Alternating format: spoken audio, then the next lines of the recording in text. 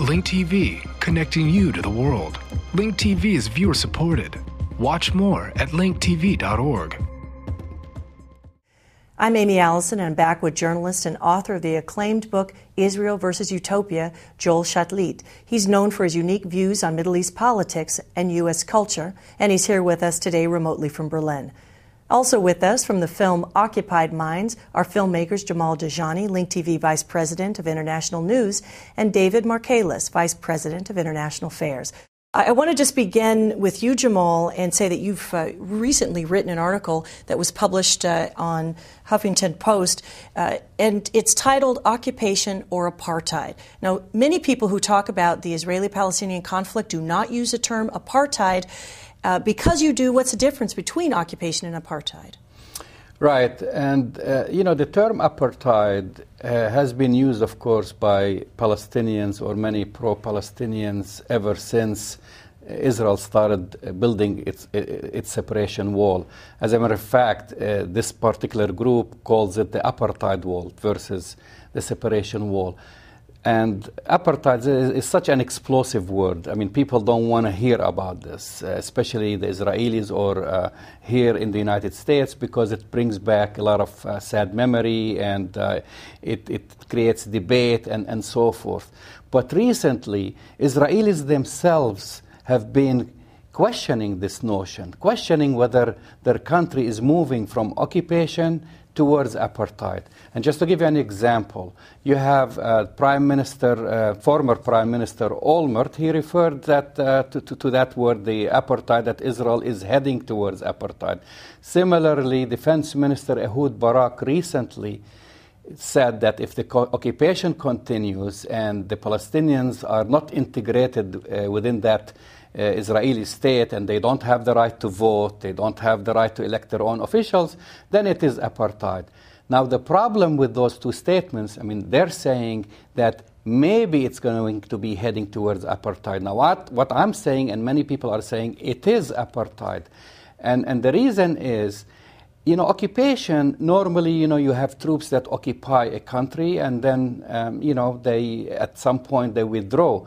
But what Israel has done, you have troops occupying the country, meaning the West Bank, but you have more than 600,000 Israelis now living on the territory that Israel had occupied. And just quickly they enjoy freedom of traveling between Israel and the territory. They enjoy the freedom to vote for their elected officials, while the other population, 2.5 million in the West Bank, don't have that.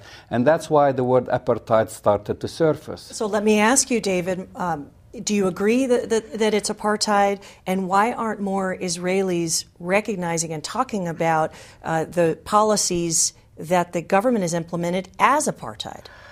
I think many Israelis are in denial and don't know what's happening on the other side of the wall. There's a wall, there's a mental wall and a real wall. And to admit that there is a discriminatory policy happening on the road, on the education, on how much water Palestinians can have, how much electricity. I mean, we control every part of their lives. It's a very sophisticated occupation which has a lot of similarities with apartheid.